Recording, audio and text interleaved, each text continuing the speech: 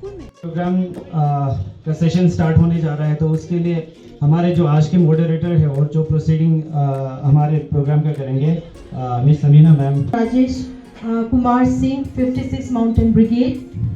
Distinguished guest of honor Dr. Mohammad Nawaz Sharifuddin, Defense State Officer.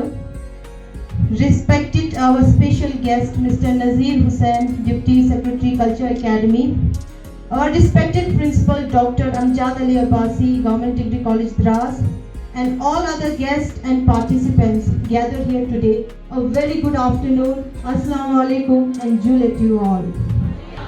It is with great stand before you to commence the valedictory session of this remarkable Ladakh Education Fair 2nd edition 2023.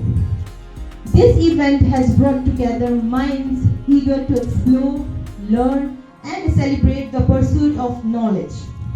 For these 2 days, we have had the privilege of engaging with innovative ideas, awareness programs, skill entrepreneurship. يا من هليت حياتنا بالإيمان، يا من بجمالك علمت الإحسان، يا من نورت قلوبنا بالقرآن، يا حبيبي يا شفيع رسول الله بأمي وأبي فديتك سيدي، صلاة والسلام عليك يا نبي حبيبي يا محمد. The idea of Ladakh Education Fair under the guidance of Madam Commissioner Secretary, Higher Education Department, is to give our young learners a platform to expand their horizons, which was the theme of the Ladakh Education Fair 2022, and also to expose them to eminent speakers, scientists, civil servants, doctors, writers, historians, researchers, and to anything which might ignite these young minds and inspire them to change the world and India for better. Ladies and gentlemen, with this aspiration and motivation, JDC Dras, despite the limitations, was successful in bringing the best talents at your doorstep. Personalities like Mr. Sonam Lotus, whose knowledge, simplicity, and humility moved us all. Session on artificial intelligence was a food for thought. A talk on mental health and drug abuse was the need of the hour. That on whom we have dedicated our theme, Aspire to Inspire, Dr. Nawaz Saab, my dear friend Nazir Hussain Saab, Dr. Saab from our Dr. Nazir Saab, Dr. Zakir Saab from our adjacent hospital department, and our Zio Saab, and all the those personalities who had contributed to make this event successful. Last but not least, my dear students and media persons, a very warm Assalamu alaikum and juletu all. As Ali had summarized the entire event in such a beautiful way that I am left with no words, but at the same time, when a teacher is in front of a student, there are things that comes out of its own without even pushing that button. So just sir knows it. Sir. So while we hope that the students, just for the information of our worthy guests, we want to let our worthy guests know that more than 12 different high schools and high secondary schools participated, and they not only participated, they contributed to make this event successful. They themselves, the teachers from those departments, those institutions, for the last 2 days, just to give something to the students, to the society of Dras, be it handicraft department. Parents के साथ जरूर आए, तो हमारे teacher साहबान जो कह रहे थे कि that we just had few parents, 10 parents 15 parents से ज़्यादा हमारे इस प्रोग्राम में शिरकत उन्होंने नहीं पाई। तो मुझे बहुत अफसोस है कि हमारे पेरेंट्स जिस तरह से उनको आगे बढ़ना चाहिए, अब वो ज़माना नहीं रहा कि ये कॉलेज जो है या कोई भी एजुकेशनल इंस्टीट्यूशन सिर्फ स्टूडेंट्स और टीचर से चल पाए।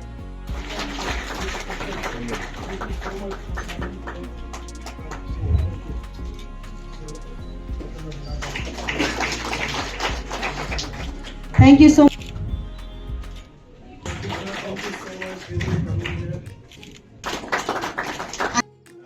हमारे deputy secretary Nazir sahab, doctor Zakir, principal GDC doctor Amjad Ali Jadiyo sahab, और हमारे media person, dear students, good afternoon, अस्सलाम वालेकुम। तो सबसे पहले मैं I think I should congratulate GDC Dras और make such in great event की। भाई हमने तो सुना नहीं था कि ऐसे कुछ आज एजुकेशन फेयर होता है, फिर हम मार्केट वाले फेयर वो सुनते थे, but education fair first time सुना, तो जो द्रास में ऑर्गेनाइज हुआ। तो I will congratulate them and I will be thankful to secretary madam की, उन्होंने एक ऐसा आइडिया उन्होंने दिया कि भाई एजुकेशन फेयर होना चाहिए। तो हमारा मेरे हिसाब से एजुकेशन आइडिया का फेयर का आइडिया ये होना चाहिए कि एज ए सोसाइटी थोड़ा हमें मानना चाहिए कि we are a very close society. तो हम अपने से एक सुकून में रहना हमें पसंद आता है, बट ये एजुकेशन फेयर होता है कि हमें थोड़ा ओपन कर देता है, हमारे माइंडसेट को खोल देता है, हमें एक्सपोजर देता है कि भाई दुनिया हमारे तराज के बाहर भी है, करनी के बाहर भी है। और लेटेस्ट टेक्नोलॉजीज जैसे आपके यहाँ पर इनोवेशन में का कुछ सेशंस हुए, आर्टिफिशियल इंटेलिजेंस में हुआ है, साइबर क्राइम में हुआ है, जो फ्यूचर ऑफ द वर्ल्ड है। तो ऐसे सेशंस में हमारी नेक्स्ट जनरेशन को अगर आप एक्सपोजर दे रहे हो तो जैसे एजुकेशन फेयर के थ्रू, तो I think it's a very great thing कि और ऐसे सेशंस कंटिन्यू होते रहना चाहिए। I am Colonel Rajesh Kumar Singh, Deputy Commander, 56th Mountain Brigade. At the outset, I want to compliment on behalf of Army to the principal, Government Dras College, the faculty members, the supporting staff, and the student council for making this Ladakh Educational Fair successful and purposeful. You cannot imagine to organize such a meaningful event in the border area where people knows that this is the second coldest area in the world, and I agree with our defense state officer who says that the purpose and the concept behind this fair is really meaningful. There are two things, students, I wanted to convey. One is try to get what you like. Try to get what you like. Otherwise, you will force to like what you get. जो आप चाहते हो उसे पालो, नहीं तो जो मिलेगा उसी से संतोष करना पड़ेगा. Besides that, I also wanted to say that Army is also running a school here in the Dras market. We are also having a vocational training center, and recently we have opened corporate radio station. The aim is one, to create awareness, to improve the educational system, and to provide the job opportunities. I can assure you, sir, that in coming future, with the synergy of Army and the Educational Institute, like you, which is recently in 2018 you have started, but in a short span of time, the type of quality of education which you are imparting here is highly appreciated. Yesterday, Major Saurabh has given a motivational talk and also given the avenues and opportunities available with the defense forces. Sir, I can assure you any guidance from military point of view for the career, and defense state officer is also here. He will also assist our bright youth in choosing the career and preparing for it. I look forward this government college as a center of excellence in future. My best wishes to all of you, to the faculty members and to the student. Jai Hind. या इस्तेमाल करते हैं, तो उसमें बहुत ही स्ट्रिक्जेंट हमारे बहुत ही strict laws बने जिसमें आपको बेल भी नहीं मिलते. वो नॉन बेलेबल आपको सेक्शंस होते हैं जिसमें आपको जेल तय ही होता है. तो इसमें अगर हम जैसे ही पकड़ते हैं तो उसमें हम बिल्कुल भी इसके ड्रग्स को हम आड़े हाथों लेके बिल्कुल भी इसको हम लाइटली नहीं देते. आपके लिए मैं इन्फॉर्मेशन के लिए बता रहा हूँ. Thank you. पहुंचोगे जहाँ पे आपकी ज़िंदगी बिल्कुल तबाह हो गई. 2019 और 20 के सेंसस के दौरान हम ये पता लगा कि 68,000 केसेस ड्रग अब्यूज़ के रिपोर्ट हुए। अनरिपोर्ट कितने हैं मुझे पता नहीं, लेकिन 68,000 केसेस हमारे इंडिया में रजिस्टर्ड हैं और आने वाले वक्त में उसका ट्रिपल भी हो जाएगा, क्योंकि एज अ फैक्ट इंडिया का जियोग्राफिकल जो हमारा सिचुएटेड जहाँ पे सिचुएटेड है वो दो ऐसे रीजन्स के बीच में है, इसको बोलते हैं गोल्डन क्रिसेंट और गोल्डन ट्रायंगल। गोल्डन क्रिसेंट कौन सा हो गया? पाकिस्तान, अफगानिस्तान, इराक है ना, ये वाला हो गया गोल्डन क्रिसेंट। और इस साइड वाला बर्मा, म्यांमार, ये वियतनाम वगैरह, ये वाला बोलते हैं गोल्डन ट्रायंगल। तो इन दोनों रीजन्स में अफीम, कोकेन, ये सारी चीजें, ड्रग्स सारे बनते हैं। और खासकर अफगानिस्तान हमारे इस साइड का, जहाँ पे पॉपी प्लांटेशन और जो मैराजोना जो है वो ज़्यादा प्लांटेशन ये फ्री करते हैं, क्योंकि इनको कोई रोकने वाला नहीं है। तो सिस्टम में लड़ रहा है, लेकिन जो अगर फिल्टर होके कुछ अंदर जो आ रहा है उन सब से लड़ने की ताकत आप लोगों में होनी चाहिए। क्योंकि सबसे बड़ा टारगेट कोई ऑफिस जाने वाले बंदे को नहीं करते हैं, कोई टीचर्स को नहीं करते हैं, पेडलर्स जो है सबसे ज्यादा बच्चों को टारगेट करते हैं। Okay, thank you so much.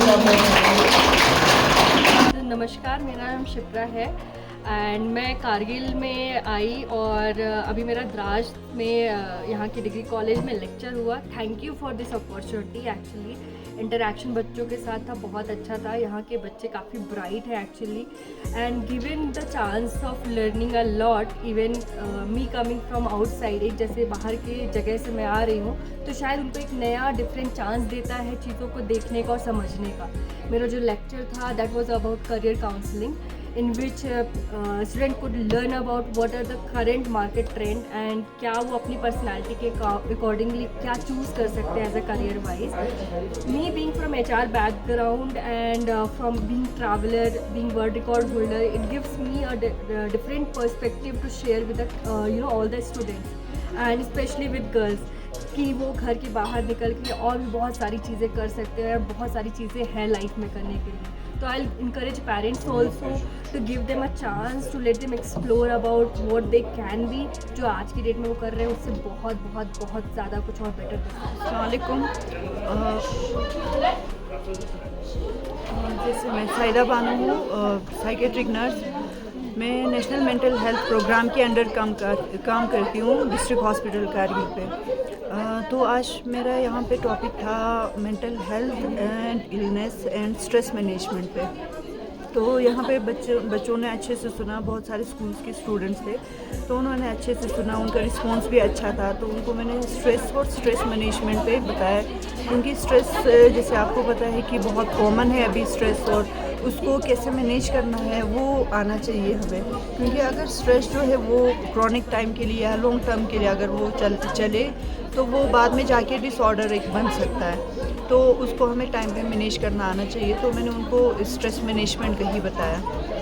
सबसे पहले आप सभी को शुक्रगुजार हूँ जो ये मैसेज आगे तक पहुँचा रहे लोगों को। पता चलता है कि हम आए यहाँ ITI की तरफ से, तो यहाँ पे लोगों को ये पता चला कि ITI करने के बाद बच्चे क्या कर सकते हैं। ITI के बाद उनको एक ऐसे प्लेटफॉर्म मिलते हैं जहाँ से बंदे अपना रोज़गार कमा सकते हैं। सर एक तो अपना फील्ड बना लेते हैं लोग, क्योंकि ये मेरिट बेस पे जो हमारे यहाँ पे ITI में जो एडमिशन वगैरह होता है मेरिट बेस पे होता है। ये 10 इसके लिए कोई क्वालिफाइड स्टूडेंट की ज़रूरत नहीं है, 10 किया होगा उसको 10 के लेवल में भी है।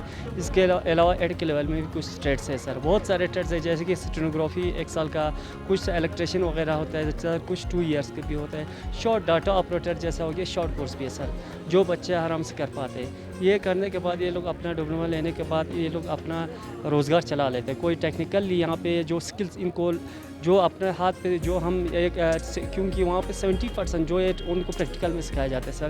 प्रैक्टिकल वो लोग सीखने के बाद वो लोग अपना रोज़गार आगे कमा सकते हैं, क्योंकि इसके बाद बंदे जो है बहुत सारे बंदे फील्ड में जाके अपना काम रोज़गार चलाते हैं सर। तो यहाँ पे आने का ही मकसद था कि लोगों को अवेयर करे कि आजकल जो नॉन कम्युनिकेबल डिजीज़ ज़्यादा बढ़ रहा है ड्यू टू अनहेल्दी फूड्स। हमारे यहाँ पे टफ टेरन है, हाई कोलेस्ट्रॉल डाइट खाते हैं लोग, विंटर्स में ज़्यादातर मिलते नहीं है हेल्दी फूड्स। तो इस वजह से हम लोगों को अवेयर कर रहे थे कि अपना हेल्दी फूड्स ले ले। हमारे ओल्ड एज लोगों में फ़िज़िकल एक्टिविटी बिल्कुल होता ही नहीं है, तो इसी वजह से हमने इनको अवेयर किया, काउंसलिंग किया कि फ़िज़िकल एक्टिविटी के साथ हेल्दी फूड्स लिया जाए। साथ ही साथ हमारे यंगर जनरेशन में आजकल एडवांस्ड दौर चल रहा है, तो लोग फूड्स में ज़्यादातर जंक फूड्स यूज़ करते हैं। हमारे जो यंगर जनरेशन स्टूडेंट्स हैं, तो इनको हमने यही कोशिश की कि अवेयर करने की कि हेल्दी फूड्स लिए। साथ ही साथ इनको जंक फूड्स की वजह से मेंटल इलनेस होता है, जिसमें डिप्रेशन, एंजाइटी ज़्यादा होते हैं। तो इनको हमने यही कोशिश किया कि अपना बैलेंस्ड फूड रखे, साथ ही साथ में फ़िज़िकल एक्टिविटी करे, जिसकी वजह से इनके मेंटल डिप्रेशन, एंजाइटी से ये लोग बच सकें। Okay, thank you very much sir.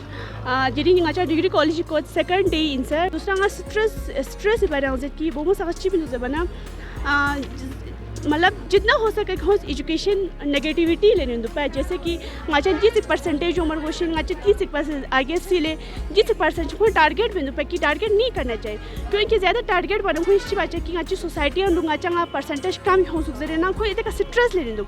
Stress ज़्यादा ले मैंने कुलिया खो सोसाइटी दूर छेंदो, क्योंकि खोई दूर समय कि सोसाइटी जिस परसेंटेज में जिस मेहनत माबाज रिजर्व बना दे फिर अकेला जितना अकेला का तो लूज ना उतना स्ट्रेस जो एंजाइटी है दे फिर जूझ रही कि ज़्यादा स्ट्रेस मिले चाहे अपने हिसाब से मेहनत करना चाहिए, जितना परसेंटेज आए खुद के लिए फ़ायदा है। ऊपर से NCD काउंसलर इंसर या जो अवेयरनेस कि ज़्यादातर स्कूल से अनहेल्दी फूड मिजा चाहे, जैसे कि मैगी, कुरकुरे, चाउमीन्स वो सब नहीं खाना होता है, क्योंकि उसकी वजह से डायबिटिक जैसा हाइपरटेंसिव दून सा बीमारी योग में चांसेस है सारे दूर ત્યાં ज़्यादातर चीज़ में ज़माना कि 30 एबो पानी जैसे कि अनेमी होते हुए ज़्यादातर कोलेस्ट्रॉल चीज़ ज़्यादा ले लो।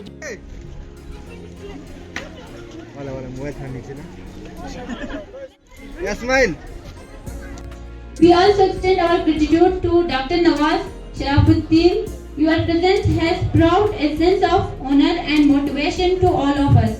We are indeed grateful for your support, guidance and presence. Your contribution will remain an integral part of our cherished memories for years to come.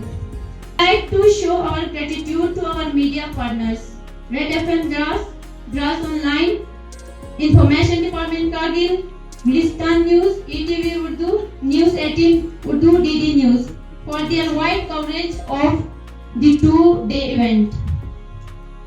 Any event is not possible without participation. Heartfelt thank you to all the school students and the deputy teachers for your active participation. Thank you goes to our stall members for respective department for their active participation in this two-day event.